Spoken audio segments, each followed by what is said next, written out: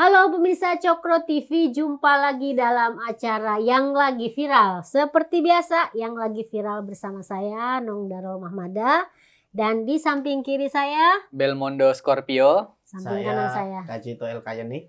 Nah ini yang lagi viral, yang lagi rame dibicarakan oleh netizen, termasuk juga menjadi tema bahasan di Cokro TV oleh para hostnya, itu adalah tentang aturan yang dibilang unik dan agak sedikit konyol ini terkait dunia pendidikan kita.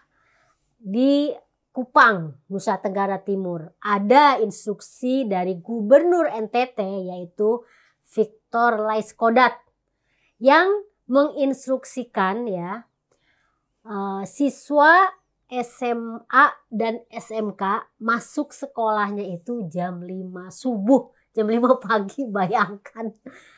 Ya Allah, itu kayak apa ya, kasihannya anak-anak ya gitu ya. Nah, ini tuh udah dimulai sejak hari Senin kemarin ternyata kan. Kalau kita ngelihat yang rame termasuk di TikTok juga ya, itu ada sekolah yang memperlihatkan jam 5 pagi gurunya itu dandan di sekolah karena karena subuh banget kali kan.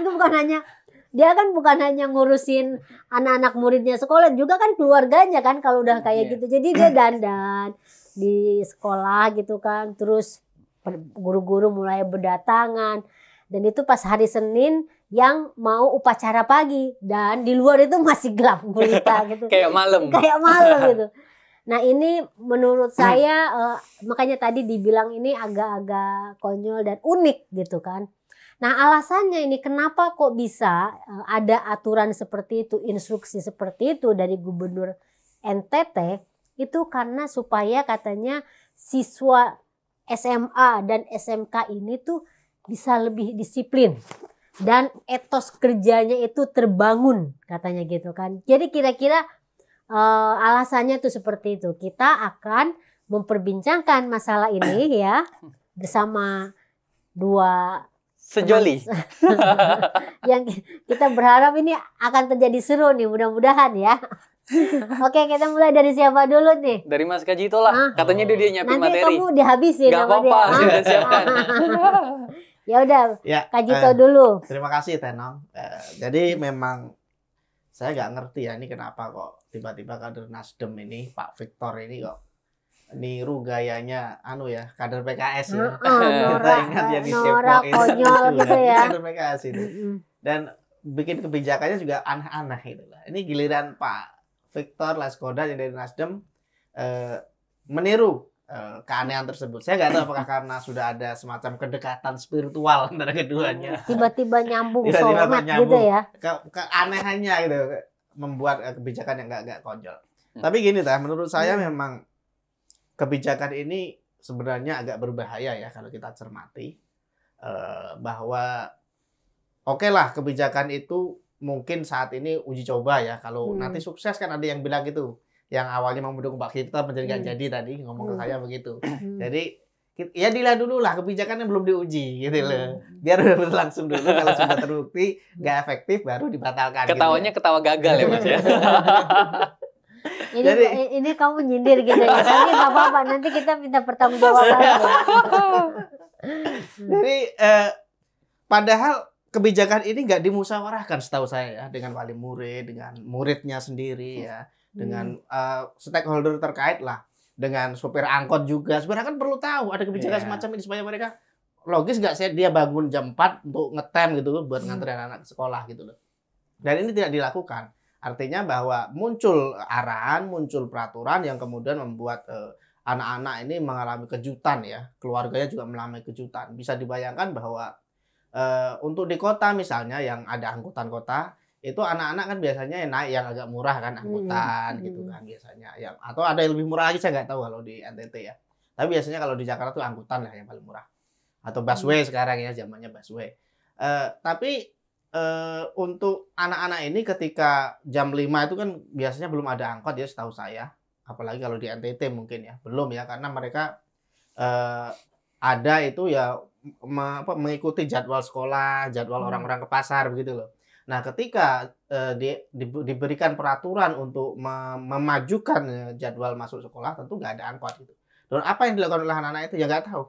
Apakah lewat ngojek atau kalau bapaknya agak kaya ya nyarter mobil atau pakai mobil bapaknya atau pakai sopir gitu ya.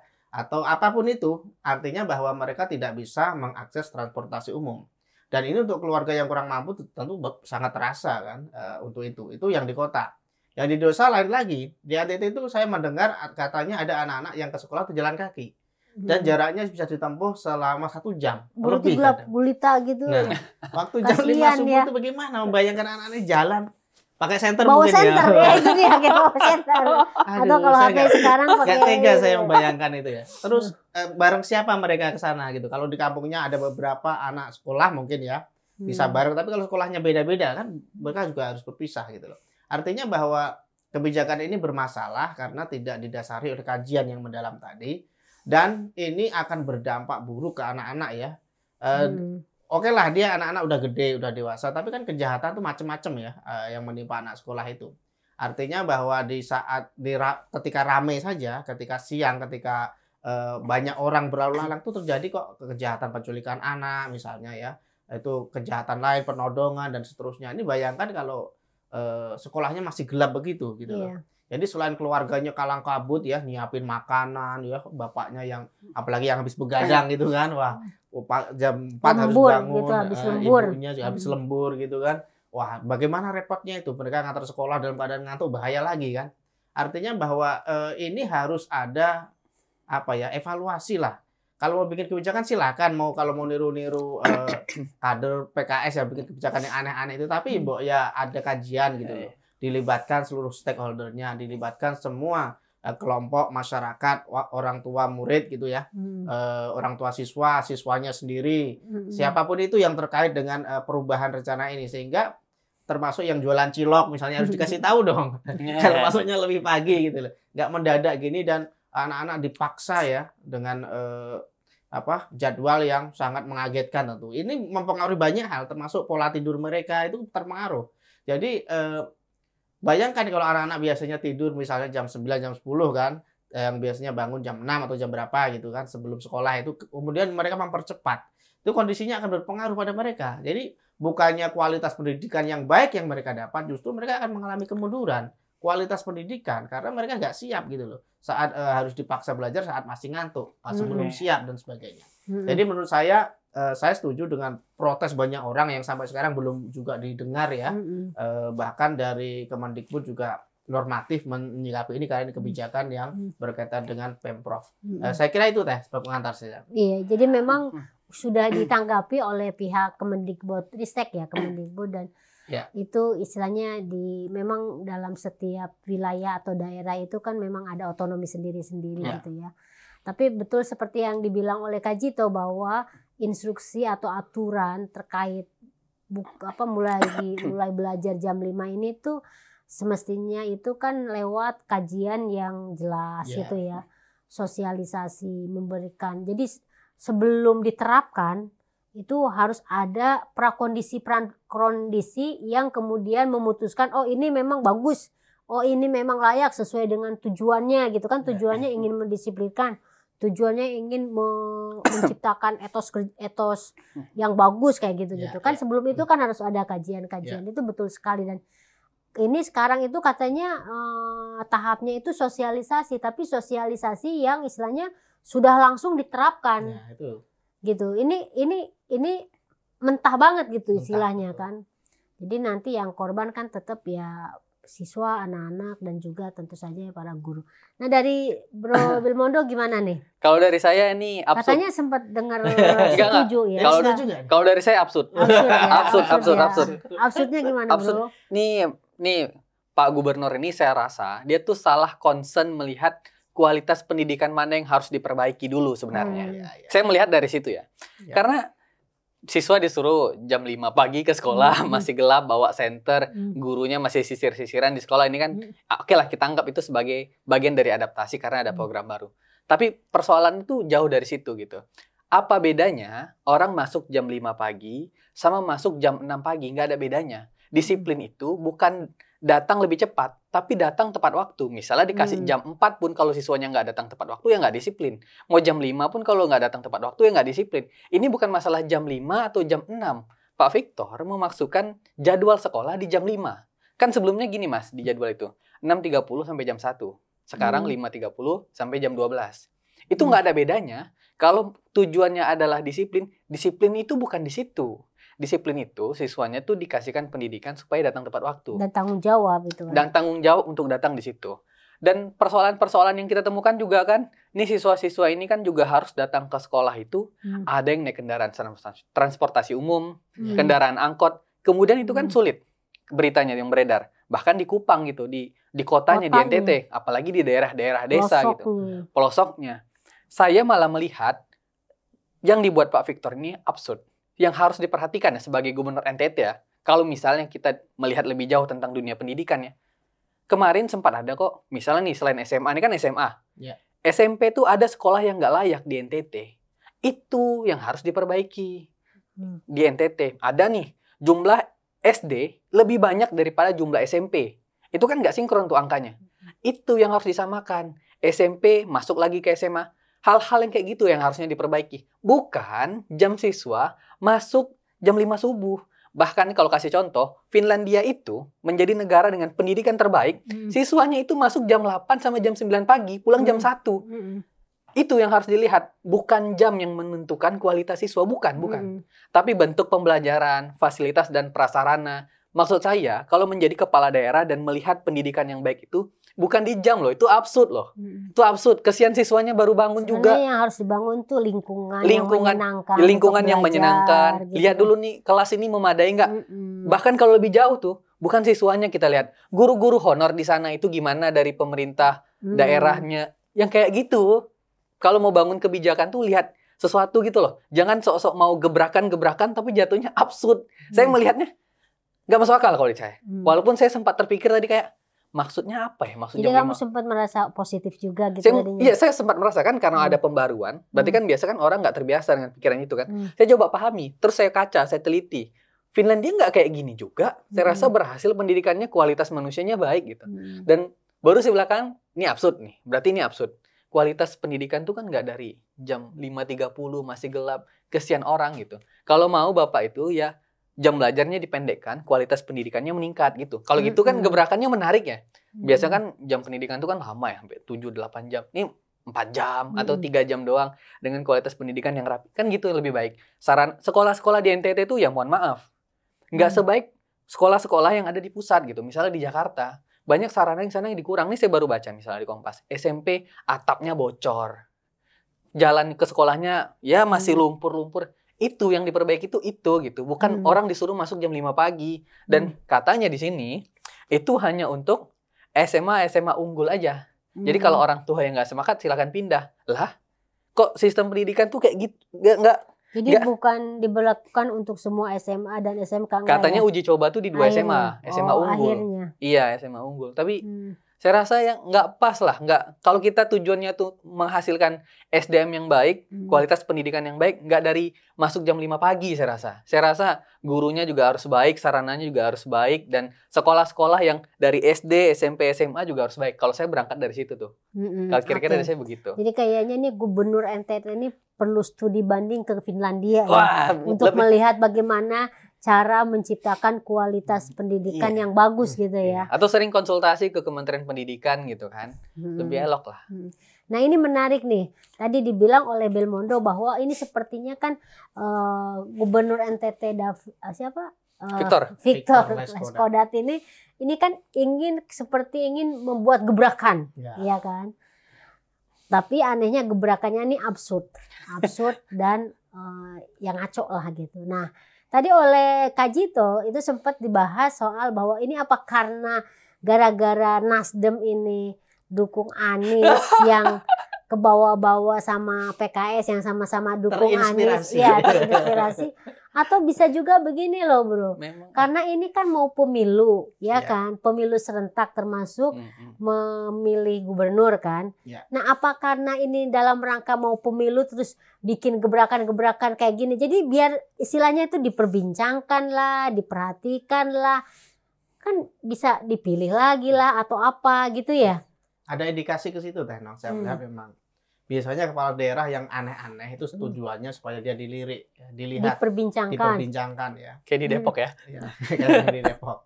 Tapi meskipun mereka tidak tahu bahwa populer buruk itu tidak akan menaikkan elektabilitas ya. Itu satu.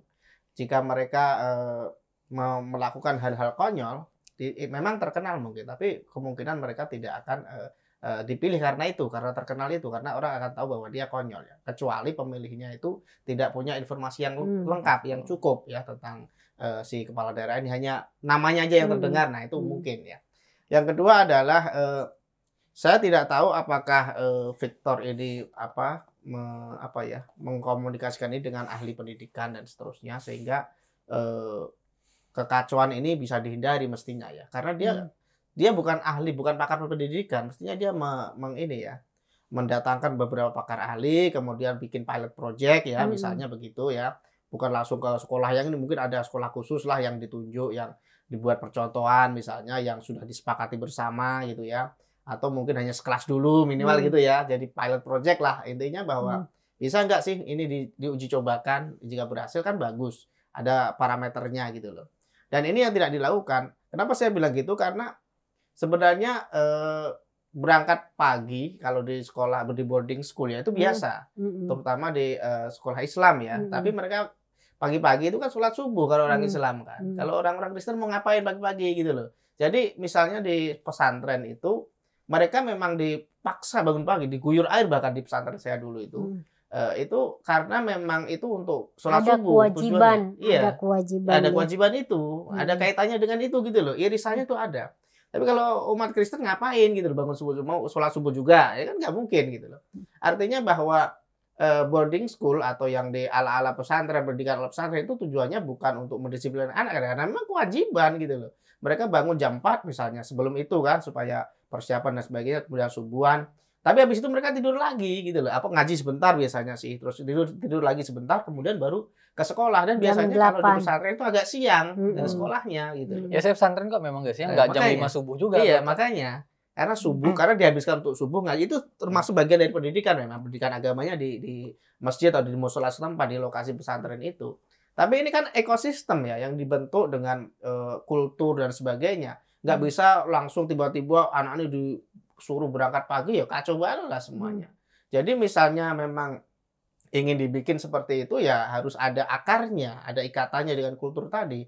Minimal ada kaitannya dengan kewajiban yang lain seperti perintah agama. Misalnya kalau Islam kan ada tuh sholat subuh. Dan itu memang nyambung gitu loh. Bahkan kalau di pesantren itu ya sampai malam lagi belajar, namanya boarding school kan. Jadi berbeda dengan sekolah umum. Jadi kalau memang sasarannya sekolah umum ya dia nggak bisa disamakan dengan sekolah-sekolah khusus seperti itu. Sekolah umum ya sebagaimana pada umumnya, jangan bikin aturan yang aneh-aneh gitu loh. Maka seperti dibilang oleh saudara Bolmodo tadi, sebenarnya kalau mau studi banding itu ya ke negara-negara maju. Yang udah berhasil lah. Yang berhasil ya. Kenapa negara kita tuh jeblok pendidikannya? Ya karena di kita itu kan pikirannya seperti Victor ini kan, kalau anak tuh semakin banyak jam belajarnya atau semakin pagi dia berangkat sekolah, oh ini akan semakin disiplin, semakin cerdas, semakin serius dan seterusnya. Itu nggak ada hubungannya. Justru seperti kata Bro Belmondo tadi, kalau di Finlandia itu agak siang karena itu menyeimbangkan ritme. Anak-anak itu kalau mereka memang bangunnya jam 7 misalnya ya, kan masih segar, masih bisa ini, terus kemudian ke sekolah saat mereka lagi fresh-freshnya gitu, lagi semangat-semangatnya gitu, bukan dipaksa. Seperti saya kecil dulu kan dipaksa seperti itu kan. Jadi anak kecil biasa kalau ada ada punya hajat di sampingnya kan ikut begadang gitu kan. Paginya sekolah dipaksa itu, kayak diguyur air lah apa tuh dipaksa sekolah seperti itu kan. Kasihan sekali gitu loh. Nah, ini dampaknya seperti itu saya pikir yang di NTT itu. Jadi anak-anak ini dipaksa untuk bangun pagi, dipaksa untuk berangkat sekolah tanpa tahu, tanpa ada manfaat secara langsung bagi mereka. Ini kan belum teruji ya. Baru uji coba dan baru sosialisasi, tapi sudah diterapkan di 2 sekolah. Ini kan kekacauan yang ditimbulkan. Artinya bahwa mestinya ini cerminan ya bagi kepala daerah yang lain, jangan sok-sokan lah bikin anu yang aneh-aneh seperti kader Jangan PKS. aneh-aneh, iya. Kalau yang aneh PKS wajar ya. Kita sudah selama ini kan, oh aneh, oh kemana tuh wali kota Depok? Oh, wajar gitu loh. Kita sudah sampai sepasrah itu gitu kalau PKS. Lah ini kok Nasdem ikut-ikutan gitu loh. Kan jadi apakah karena ada senyawa itu terinspirasi tadi Restorasinya sehingga- bohong belaka. gara-gara ada virus kecintaan pada Anies sehingga wah kita harus unik ya, gitu ya. Iya. Jadi Jago, saya Mas, pikir kayak gitu. itu Teh Nong. Jadi kalau menjadi kepala daerah, menjadi pemimpin itu mbok ya rembukan lah kepada ahlinya, kepada pakarnya. Kalau pendidikan ya pakar pendidikan, kalau kesejahteraan ya pakar kesejahteraan dan seterusnya. Jangan mentang-mentang pemimpin, mentang-mentang bisa memerintahkan anak buah terus mengambil kebijakan yang membuat Asal. masyarakat resah dan kacau balau. Saya pikir itu Teh. Iya benar. Nah, tadi Belmondo tuh sempat bilang bahwa semestinya yang dibenahi oleh Gubernur NTT ini kan bukan soal waktu kapan belajarnya ya, tetapi karena banyaknya persoalan-persoalan pendidikan di wilayahnya, misalnya terkait gedung sekolah, kualitas dan lain-lain, kan semestinya itu ke situ. Iya. Nah, cuma mungkin kalau dia melakukan ke situ, bro, itu tidak disebut sebagai gebrakan, bro. Iya kan? Iya. Nah, bagaimana nih sebagai seorang politisi, ini kan politisi nih, Bro Belmondo itu, untuk apakah gebrakan-gebrakan seperti ini itu bisa mengangkat ya, bisa istilahnya itu dia berhasil dapat gitu yang ingin dia dapatkan, kayak misalnya tadi Iya. tujuannya buat politik, buat pribadinya dia juga kayak gitu. Jadi ini maksudnya masih dikaitkan Iya, dengan kepentingan politik. Nah, betul dia gitu. Gimana tuh, bro? Kalau saya rasa di 2024 kalau dia memiliki saingan yang bagus, dia akan kalah saya rasa. Karena pilihan dia untuk melakukan gebrakan masuk jam 5 pagi, saya rasa ya guru-guru pun agak kesel juga melihat kejadian ini. Apalagi murid-murid, apalagi orang tua. Jatuhnya mau buat gebrakan tapi memalukan diri sendiri. Kalau saya rasa itu. Sehingga kalau elektabilitas, kepopuleran untuk disukai, saya rasa dia nggak lagi di posisi itu. Karena hal-hal absurd kayak gini nih yang terjadi, sehingga warga atau masyarakat tuh nggak percaya lagi dengan keputusan-keputusan Pak Victor ini untuk memimpin NTT. Bayangin, di NTT itu, menurut data BPS nih, ini saya lihat beritanya 2023, 28% orang di NTT itu nggak sekolah gitu. Itu. Dan hal-hal yang Tinggi ya, 28%. tinggi 28%, dan itu dari data BPS, Badan Pusat Statistik, NTT itu. Dan dia fokusnya malah masuk jam 5 pagi ngapain? Nggak usah lah, batalkan aja Pak. Nggak usah diskusi, batalin aja. Ini data BPS bilang begitu. Persoalannya apa lagi? Tingkat ekonomi rendah di daerah NTT itu. Banyak warga miskin di sana. Karena banyak daerah 3T, terdalam, terluar, terjauh. Di NTT itu banyak.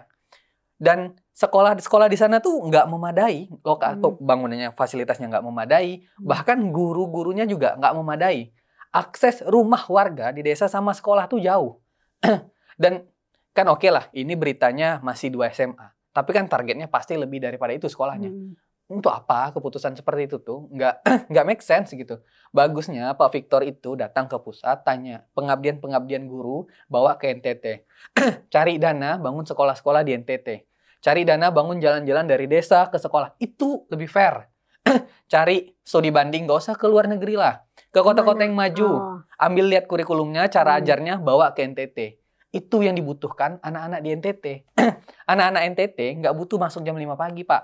Anak-anak NTT tuh butuh guru yang layak ngajarin mereka secara bagus. Dilihat dari tingkat prestasi, setinggi apa sih prestasi anak-anak NTT? Apakah jam 5 pagi itu berbanding lurus dengan hasil prestasi anak NTT? Kalau ada penelitian, data yang bilang anak masuk jam 5 pagi lebih disiplin, lebih berprestasi, boleh. Saya pun nggak marah gitu. Tapi itu kan nggak ada jaminan sampai hari ini. Saya baca berita pun, nggak ada tuh data yang menunjukkan lebih cepat masuk pagi, lebih cepat prestasi, nggak ada. Lingkungan anak untuk tumbuh tuh nggak kayak gitu. Psikologis anak untuk dilatih menjadi lebih baik juga nggak gitu. Dan masalahnya menjadi kepala daerah itu juga harus banyak mendengarkan kritik gitu. Kemarin kan Pak Victor ini juga dikritik cepat emosi. Kemarin saya lihat siapa tuh, Lopez mau datang, mau ngobrol sama gubernurnya. Loh siapa emang? Digituin. Dan Lopez yang anak muda itu. Iya, mau bicara tentang pendidikan di NTT gitu. Itu niatnya baik. Dan kita kan sebagai kepala daerah juga nggak bisa anti kritik gitu dong. Kita harus dengarkan gitu aspirasi-aspirasi. Mestinya kepala daerah kayak Pak Ganjar gitu kan. Saya sepakat kalau itu. Tapi inilah yang saya sedihkan tuh, kalau kepala daerah seperti Pak Victor ini tidak mau mendengarkan aspirasi, tidak mau melakukan kajian yang lebih elok, tidak melihat persoalan masyarakat yang lebih luas sebenarnya, apa yang harus diperbaiki sama yang tidak perlu dilakukan. Toh jatuhnya apa hari ini akan dipermalukan terus dengan jam 5 pagi ini. Dan saya melihat kalau sebagai politisi, Bapak lagi menurunkan elektabilitas Bapak. Bagus Bapak cabut aja jam 5 pagi itu. Kalau dari saya begitu. Wah, ini usulan yang menarik. Semoga video ini tuh ditonton oleh Pak Victor. Usulan dari Belmondo itu perlu dipertimbangkan dengan gayanya yang meledak-ledak, sepertinya dia dibawa ke hati ini ya. Top ini kayaknya kalau ditonton oleh Pak Victor nih. Oke, closing bro ya. Ya. Silakan. Ya, menurut saya dulu Pak Victor tuh dianggap sebagai politisi yang cerdas, yang diharapkan lah, iya, yang membawa impian lah bagi masyarakat setempat, karena sewaktu pilkada itu dulu itu lagi merebak politisasi agama di Jakarta, dan itu dia itu sangat tajam gitu, kena dampaknya lah, karena sampai dulu nggak ada di itu, tapi karena Jakarta, karena Anies ya, itu sampai apinya ke sana, panasnya sampai ke sana. Gitu. Percikannya sampai ke sana. Dan Pak Victor ini salah satu tokoh yang mengkampanyekan menolak untuk, gitu kan. Iya ya, menolak itu gitu. Mengkampanyekan untuk menghindari politisasi agama itu gitu. Nah, ini menurut saya sangat kontras ya sekarang ya, kalau dulu sewaktu Nasdem di belakang Pak Jokowi ya, getol mendukung Pak Jokowi, itu seolah-olah orang-orang seperti Victor ini juga berpikiran jernih, penuh semangat gitu ya, punya imajinasi yang baik untuk rakyat dan seterusnya. Tapi sekarang ketika saya lihat mendukung antitesisnya Pak Jokowi ya, itu mulai ada jadi antitesis. Jadi ada antitesis juga agaknya kebijakannya gitu. Ini yang sangat disayangkan gitu loh. Kemana semangat yang dulu itu, yang mestinya kalau dia masih seperti Victor yang dulu ya, Victor yang sangat toleran, Victor yang sangat menjunjung tinggi keragaman ya, persatuan dan seterusnya, sampai dimusuhi sama FPI dulu kalau nggak salah ya. Iya. Pendukungnya Anies dulu. Nah, itu Victor videonya kan viral banget waktu itu. Ya saya lihat juga ya Pak Victor. Nah, itu kan bagus ya, citra-citra seperti itu, bukan seperti sekarang ini yang bikin kebijakan yang menyengsarakan banyak orang ya, anak-anak itu udah nggak jelas, yang kemudian tadi kata Saudara Belmondo, dia juga indikasinya anti kritik ya, itu kan nggak banget gitu loh. Ini kontras banget dengan citra Pak Victor yang dulu, yang begitu garang, begitu gagah ya, begitu terdepan membela kerukunan dan seterusnya. Ini kok lain, ini sudah ada inspirasi dari mana gitu, ada percikan-percikan cinta dari mana ini gitu loh. Apa gara-gara mendukung Pak Anies terus ada semacam itu ya. Iya, jadi kayak mau dipaksa untuk diklopkan gitu ya. Makanya kok bisa itu ya, bisa berubah itu image yang dibangun. Atau memang dulu ini yang sebenarnya saya nggak tahu juga ya, karena memang dulu kan kita masih semangat-semangatnya, masih melihat gebrakan-gebrakan orang itu berdasarkan image yang dibangun tadi. Nah, pesan saya kepada Pak Victor ya, mumpung belum terlanjur ya, seperti kata Bro Belmondo tadi, tolong baliklah ke Victor yang dulu gitu loh. Jangan usah bikin program yang aneh-aneh. Cabutlah peraturan masuk jam 5 tuh nggak ada ininya, studinya, nggak ada komunikasi dengan pakarnya, dengan orang tua dan seterusnya. Ngapain gitu loh. Kalau mau bikin terkenal ya jangan gitu. Kalau bikin ingin dibicarakan oleh publik ya seperti kata Saudara Belmondo tadi, datangi sekolah yang bocor tadi ya, sidak kalau memang ada anggaran yang diselewengkan begitu loh. Jadi pemimpin tuh turun ke bawah yang tegas gitu, memperhatikan masyarakatnya, bukan bikin kebijakan yang justru menyengsarakan masyarakatnya sendiri. Saya pikir itu. Mantap. Oke. Kalau simpulan dari saya mulai dulu dari apresiasi Pak Victor yang dulu, karena menolak politisasi agama, dan sebagai pemimpin yang cinta keberagaman, saya dorong hal-hal gitu. Tapi untuk hal pendidikan yang masuk jam 5 pagi ini, saya nggak tahu apakah ini dari pembisik-pembisik di lingkaran Pak Victor juga terkait dorongan untuk melakukan ini, tapi saya rasa langkah ini tidak tepat, kurang tepat bahkan, untuk diterapkan kepada teman-teman dari SMA di sana. Sedangkan masalah pendidikan di sana jauh lebih banyak yang harus diperhatikan. Akses sekolah yang jauh, fasilitas dan sarana yang buruk, bahkan guru-guru yang belum memadai. Harusnya lebih diperhatikan ke sana. Kalau melihat dari dampak elektabilitas. Pak Victor sebelumnya elektabilitasnya udah bagus gitu. Malah gara-gara melakukan ini elektabilitasnya turun. Dan banyak orang yang mengomentari kejadian ini bukan hanya menjadi pemberitaan daerah, bahkan pemberitaan nasional. Dan mudah-mudahan kepala daerah yang lain bisa menjadikan contoh lah. Hal-hal demikian itu nggak konkret kalau dilakukan untuk memperbaiki pendidikan. Dan dari saya mudah-mudahan bisa dievaluasi lah, dan pemerintah pusat mungkin bisa bantu untuk dikaji ini layak atau tidak layak. Tapi kalau dari saya rasanya tidak layak lah. Kira-kira begitu, Ten. Ya, ini poin yang menarik ini. Jadi mungkin perlu dikaji kembali terkait aturan atau instruksi dari Gubernur NTT ini. Karena kan pertaruhannya itu banyak ya. Pertaruhannya itu khususnya untuk anak-anak ini. Untuk anak masa depan, generasi bangsa yang akan melanjutkan arah mau dibawa kemana ini negara ini. Kan kalau misalnya seperti tadi yang diperbincangkan ya, soal nanti dampaknya akan seperti apa, kan ini menakutkan juga ya gitu. Anak-anak kurang tidur lah, enggak pas jam produktif buat anak gitu. Karena kalau kita baca ya di kajian literatur pendidikan gitu, justru belajar itu kan harus diciptakan lingkungan yang sebenarnya harusnya menyenangkan buat anak murid. Termasuk buat anak-anak SMA, apalagi untuk SMA itu sangat-sangat menentukan, karena dia kan mau masuk perguruan tinggi, dan kemudian setelah perguruan tinggi udah itulah hidupnya yang akan dipilihnya gitu kan. Nah, semoga perbincangan kita ini ditonton nih sama Gubernur NTT atau setidaknya oleh masyarakat Kupang ya, dan kemudian mention atau men-tag ke Gubernur NTT, dan ini kemudian bisa dijadikan masukan yang membangun lah untuk beliau ya. Gitu aja ya. Oke. Pemirsa Cokro TV, kita akan ketemu lagi dalam program yang lagi viral minggu depan dengan perbincangan yang lebih hangat lagi, yang viral lagi, yang ramai lagi. Oke, terima kasih Belmondo, Kak Jito. Kita ketemu lagi minggu depan. Dadah. Salam semuanya.